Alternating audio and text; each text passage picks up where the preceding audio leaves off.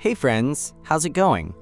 A young couple moves into a quiet duplex, unaware that it once belonged to a serial killer known as the Slumlord. What they don't know is that someone is keeping his twisted legacy alive. In the dark, a man stalks his victim, waiting before striking their head with a hammer. Just moments later, the victim's girlfriend walks in, but the killer doesn't flee. He hides, biding his time for his next move. These haunting events are now part of a true crime documentary called The Slumlord Tapes. Sky, the new homeowner, watches the show while making out with her husband Cam. But Cam finds it unsettling, watching violent attacks inside homes, especially when they've just moved into one. Still, Sky is glued to the screen, so Cam heads off to bed, leaving her behind. The next day, Cam works on the other unit of the duplex, the one they plan to rent. But something keeps throwing him off, a clicking noise from the water heater that won't stop. That afternoon, Sky's sister, Carolyn, arrives to stay with them for a while. They show her around and bring her to the apartment where Cam is working.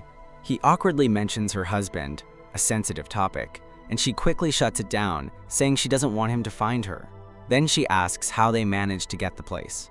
Cam and Sky exchange nervous looks, and finally admit, the duplex used to belong to the Slumlord Killer, a man infamous for hiding cameras inside his rental properties. Carolyn is horrified. They try to calm her, assuring her the contractor found nothing. Cam even adds that the killer is long dead, so there's no real danger. But Carolyn can't believe Sky watched a documentary about this psycho and still bought the house. Later, they all sit down to watch the Slumlord Tapes again. The show reveals how cameras were found in shower heads, light bulbs, smoke detectors, even toilets. One investigator warns, some cameras may still be hidden. The next segment shows a man explaining how he once visited his friend at the house after receiving a panicked call. He found the place empty and quiet. What he didn't know was that his friend's girlfriend was screaming for help in the soundproof basement below his feet. Freaked out, Carolyn excuses herself to take a shower. As soon as she leaves, Sky scolds Cam for bringing up Gio, Carolyn's cheating husband. Cam admits it was dumb, then heads to the other unit to check on that noisy water heater. This time, while investigating the noise, Cam finds something disturbing: dead bugs on the floor, and drops his phone. As he bends down to pick up his phone, he accidentally presses against the wall, and a loose panel opens. Behind it is a narrow crawl space. Inside, there's a small hidden office, a locked safe, an air freshener, and a computer system still connected to surveillance cameras spread across the entire duplex. At first, Cam is horrified, but then he sees a live feed showing Carolyn in the bathroom. He hesitates, watches, but before things go too far, he forces himself to shut down the screen, just in time. That night at dinner, Cam tries to tell Sky and Carolyn about what he found. But just as he's about to speak, Carolyn screams. She sees a dark silhouette behind the curtains. Cam rushes to check, but there's no one there. Later that night, Cam again attempts to tell his wife what he discovered, but Sky gets distracted. Scrolling through her phone, she finds that the Slumlord Killer had thousands of hours of secret footage. She calls him a disgusting creep. Cam agrees out loud, but deep inside, a darker idea is already forming. The next morning, as Sky and Carolyn argue over Gio, Cam quietly slips away to the hidden office. But just before leaving, he shares a strange look with Carolyn, a silent moment that hints he might be planning something creepy. Their conversation echoes in his mind. Carolyn defends her husband, saying his assistant tempted him, that men are just curious by nature. Sky, on the other hand, argues that Gio could have walked away. He made his choice. But what neither of them realizes is that Cam is secretly watching their entire conversation unfold through the live camera feeds. He rewinds the footage back to Carolyn in the shower. He watches in silence, a sick obsession flickering in his eyes. He gets lost in it until the air freshener hisses, jolting him back to reality. Ashamed, Cam looks away, but the guilt doesn't last long. Because now, he reviews the shower feed once more and quietly confirms every detail is visible. With the rental unit finally fixed up, the couple begins interviewing potential tenants. Cam remains disinterested when the applicants are men. But as soon as two young college women show interest in the place, he suddenly lights up. Later, Sky expresses concern. pointing out that the girls have no credit score, no stable jobs, and might end up being loud or reckless tenants. But Cam disagrees. He subtly hints that renting to male tenants could be more dangerous and reminds Sky how tough things were back when they were in college. He urges her to show some compassion to help these girls out. Then, trying to change the mood, he starts flirting, and they end up getting intimate. But while it happens, Cam keeps glancing over his shoulder, fully aware the cameras are rolling. Later that night, he watches the recording, but instead of pleasure, he's met with disgust. Watching himself and his wife through the hidden lenses feels wrong. Disturbing even. Days pass. Sky continues watching the slumlord tapes, completely absorbed in the killer's twisted history. She learns how he used to screw doors shut, trapping his victims inside. One segment features an interview with Claire, one of the rare survivors. Even after escaping, Claire lives in fear. Reporters and strangers constantly invade her life, obsessed with her trauma. The documentary also reveals that the slumlord's van was found completely burnt. Authorities believe he died in the fire, but there's no body. No proof.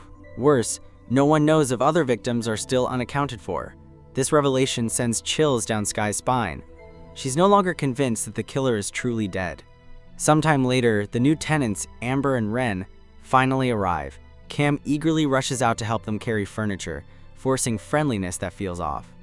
But Amber and Ren stay cold. Their silence is loud. Still, Cam lingers, desperate to keep the conversation going. Eventually, he leaves, but not for long. Moments later, his phone rings. A call from work, but instead of answering, Cam sneaks right back into the girl's apartment. He tiptoes in, tempted to spy on them already. Just then, his phone buzzes again, a meeting reminder. He knows he has to leave, but Amber drops a box outside the door, blocking his only exit. Trapped, Cam lowers his voice and answers the call, pretending to have bad reception.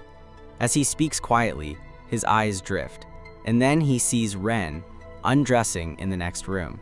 He freezes. His co-workers, assuming it's a connection issue, postpone the meeting, unknowingly giving Cam more time to watch. Hours later, he overhears Ren craving barbecue. That gives him an idea. By the time Sky returns home, Cam is outside grilling, something he never does. She's surprised to find him having barbecue with their new tenants. Cam claims it's a welcome party, a friendly gesture. But Sky raises an eyebrow, especially when she notices the price tag still attached to the grill tongs. Clearly, he just bought them. Cam stammers, saying he wanted to surprise her with a new recipe, but Sky can feel something is off. She fakes a smile and heads back inside. That night, Cam stays up late, catching up on work. Carolyn returns home exhausted, having met with lawyers to secure a restraining order against Gio. Seeing her drained, Cam suggests she take a hot shower to unwind. Carolyn nods and heads to her room, unaware that the moment she closes the door, Cam rushes to the secret crawl space. He opens the surveillance system, ready to watch. But Carolyn chooses rest over relaxation, slipping into bed instead. Disappointed, Cam turns his attention to the other cameras, watching Amber and Ren again. Just then, a spider crawls across his keyboard. He blows on it, the dust scatters, and he sneezes, loud. On the other side of the wall, Ren hears something. She stops, listens, then dismisses it as nothing and walks away. Cam exhales, narrowly avoiding exposure. But with every passing moment, his obsession is growing. Cam lets out a sigh of relief, but then his eyes catch something on one of the feeds, a white van, slowly crawling past their house. The next day, driven by paranoia, he installs soundproof foam around the hidden office, trying to minimize any chance of being heard or caught. Later, Amber and Ren return home. Inside, Ren vents, frustrated about a guy she likes who won't make a move, despite all the signs she's been dropping. She declares she's done waiting. She wants a man who's bold forward. Cam hears every word. Then, in a twisted burst of confidence, he snaps a shot of his junk and sends it straight to Ren. But instead of a flirty reply, her reaction is one of shock, disgust. She shows it to Amber, who laughs and says, "Looks pretty average to me." Realizing his mistake, Cam scrambles to fix it. He sends a follow-up message, claiming the photo was meant for his wife. Just an accident. But Amber isn't buying it. She tells Ren they should inform Sky. Now panicking, Cam sends another message, practically begging Ren to delete the photo and keep quiet. Seconds later, a reply. She agrees to stay silent. Cam exhales, narrowly dodging disaster again. Later that evening, he finds Sky hunched over a pile of documents, her eyes glued to files about the slumlord killer. She tells him she spotted a white van outside, the same kind the killer used. That unsettling sight pushed her to dig deeper, searching public records. What she found was worse than she expected. The authorities never confirmed the killer's death. The van was so badly burned, there were no remains. No body, no proof. The slumlord killer might still be alive. Cam brushes it off, saying that even if he was alive, he wouldn't come back to a house where everyone knows his story. But even as he says it, a thought hits him. What if the killer's real motive for returning is the safe in the secret crawlspace? Later, Sky returns to the documentary and resumes Claire's interview. She recalls how the slumlord, her landlord, used to linger during their chats, visiting more often than he needed to. Watching from behind the camera wall, Cam doesn't notice he's mirroring the exact same behavior. He quietly enters the girls' unit again, their apartment empty, until it's not. Amber returns, catching him near the door. She's furious, demanding to know why he's inside without permission. Cam fumbles for an excuse, claiming there was a water heater issue, which the two units share. Amber isn't having it. She firmly reminds him he needs to ask before stepping into their home. Embarrassed, Cam apologizes and backs away. But as he steps outside, he sees it again. The white van, parked right across the street. Cam rushes to confront the driver, but the van suddenly speeds off before he can reach it. That night, while Cam prepares dinner, Sky gets a message. Her face drops. It's from one of the tenants, complaining that Cam is making them feel uncomfortable. When confronted, Cam tries to laugh it off, claiming people are being too sensitive, and he was just trying to be friendly. But Sky isn't amused. She scolds him for getting too close to the college girls. Cam shrugs it off, joking about how everyone's overreacting, but the damage is done. Sky walks out, her appetite gone. Cam is left at the dinner table, alone, and growing more unstable by the hour. The next morning, Cam watches from a distance as Ren and Amber leave their apartment, backpacks loaded with camping gear. As soon as they're gone, he slips inside. Once again, he heads to the hidden office, checking the external camera feeds. What he finds sends chills down his spine. The white van, the same one that's been haunting their street, hasn't just passed by once. It's been circling multiple times. Then, he notices something worse. On one of the recordings, the van's driver shines a green laser directly at the outdoor camera, intentionally blinding the lens. Whoever's behind the wheel knows exactly where the cameras are. Just then, another screen catches his attention. Sky, inside the house, is searching the place top to bottom. She's suspicious, and getting closer. And then, she finds it, a camera, hidden in her sister's bathroom. Cam freezes. He rushes to her side and tries to downplay it, saying it could be anything. But Sky isn't buying it. She knows exactly what it is, and she's ready to report it. Panic creeps into Cam's face. If that camera's turned in, everything could come crashing down. But before he can stop her, Carolyn bursts into the room, pale, shaken. She's received threatening messages. She's convinced Gio has found her. Sky immediately urges everyone to leave the house, just for the night, to be safe. And Carolyn was right. That evening, Gio shows up. He pounds on the door, yelling for his wife, demanding answers. But then, a green laser beam dances across his chest. He stops, follows the light. Before he can even react, bam! A hammer crashes into his face. He collapses to the ground. Dead. The slumlord killer has returned. Later that night, the group comes home, unaware that a murder just happened, steps from their door. Cam heads to the surveillance room and checks the cameras. One of them, the one facing the door, is useless. The green light blurred the footage. But in the background, behind the distortion, Cam sees movement. Someone installing something at their doorstep. Just then, Gio appears on screen. Cam quickly flips to the driveway feed, and what he sees makes his blood run cold. Gio's body, being dragged away by a masked man. Cam stumbles back, gasping. It's real. The slumlord killer is alive, and he's here. Suddenly, the air freshener above him hisses. Cam instinctively elbows it, knocking the cover off. Inside is a camera. He's been watched. This whole time. Fear grips him. He doesn't sleep that night. By morning, Sky is up and packing the hidden device she found. She's determined to hand it over as evidence. Wanting to calm her, Cam pretends to believe her theory that the slumlord killer is still alive. Sky softens, relieved that her husband is finally listening. Cam hesitates. He wants to confess about everything, but he doesn't. Once everyone leaves, Cam makes a move of his own. He returns to the hidden room, sits at the desk, and types out a message to the killer. He invites him to meet inside the apartment. Soon the slumlord killer walks into the apartment. Cam stands ready, phone in hand, prepared to call for help if anything goes wrong. He tells the man he can take what he came for, head downstairs, and leave them alone for good. In return, Cam promises to destroy any evidence left behind. Without a word, the killer nods and leads Cam into the hidden room. There, he unlocks his safe, revealing dozens of keys, each one belonging to a different house he's rigged with hidden cameras. He looks at Cam again, silently confirming their deal. But just as they're about to leave, Ren returns, unexpectedly.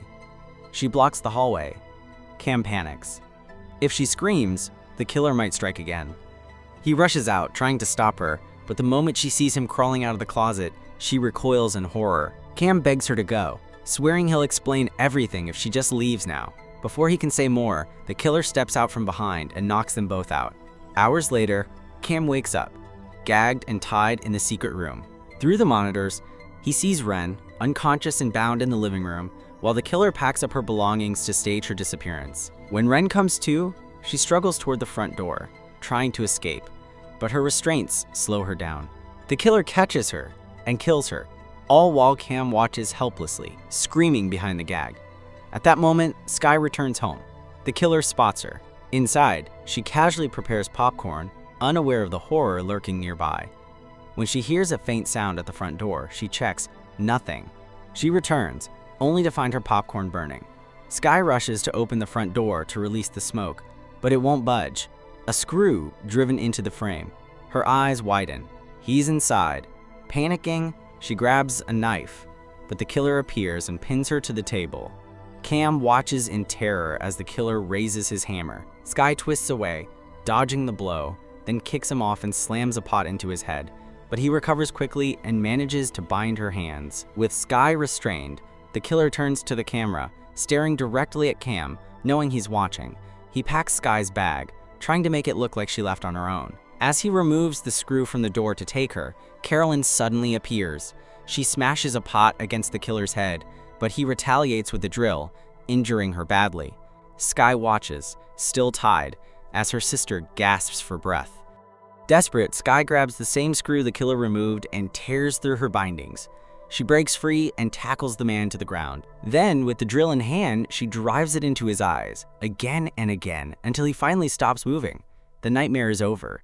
The slumlord killer is dead. Later, Sky appears as a guest on the very documentary she used to watch. She's thankful it's finally over, but her voice trembles as she says they never found Cam.